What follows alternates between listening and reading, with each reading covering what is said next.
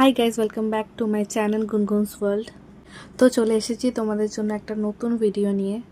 এইটা হলো 4th আগস্টের ভিডিওটা অনেক দিন পরেই আপলোড করব, কারণ কিছুদিন শরীরটা ভালো ছিল না, এটা ভিডিওটা এডিট করা হয়নি।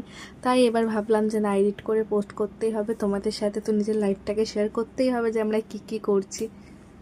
ব্যাস, তো সেই দিন ছিল সোমবার, আর আমাদের বাড়িতে শিব ঠাকুরের রুদ্রাভিষেক ছিল। ফার্স্টেই শিব ঠাকুরকে পঞ্চামৃতে স্নান করিয়ে নেওয়া হচ্ছে। তারপর প্রথমেই তো ঘি, মধু আর চিনি এইগুলোতে স্নান করে নিয়েছিল। স্টেপ বাই স্টেপ চলছিল, একটা দিয়ে স্নান করাচ্ছিল, আবার জল ঢালছিল, ওইভাবে চলছিল। আর যেটা তোমরা রেডিশ হোয়াইট টাইপের পেস্টটা দেখবা, ওটা হলো বেদানার একটা পেস্ট, ওটাও দিতে হয়। তারপর হলুদ, চন্দন পাউডার, তো অনেক রকমই আছে, আমি অত সব জানি না, যতটা জানি অতটা তোমাদের সাথে বলছি। আর লাস্টে যেটা দিল ওটা হলো গোলাপ জল।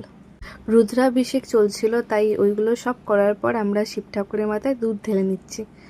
প্রথমে আমার মা ঢাললো, তারপর আমি, তারপর আমার ভাই, আর একদম লাস্টে যে ঢালবে ওটা হলো আমার একটা খুব ক্লোজ ফ্রেন্ড হয়।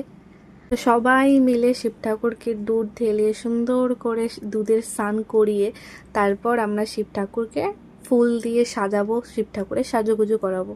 আর সবার আগে বলে দিচ্ছি, যখনই শিব ঠাকুরকে স্নান করাবে, শিব ঠাকুরকে বসানোর আগে তার নিচে একটা বেলপাতা রেখে দেবে, তারপরে শিব ঠাকুরকে বসাবে।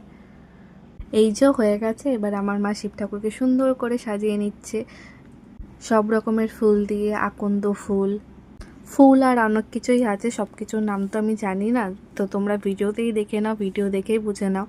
আর কাটা ফল দিয়ে দিল, তারপর ওইগুলো কাচের চুড়ি, যেটা সবাই পরে আর কি, ওটাও শিব ঠাকুরকে দিতে হয়।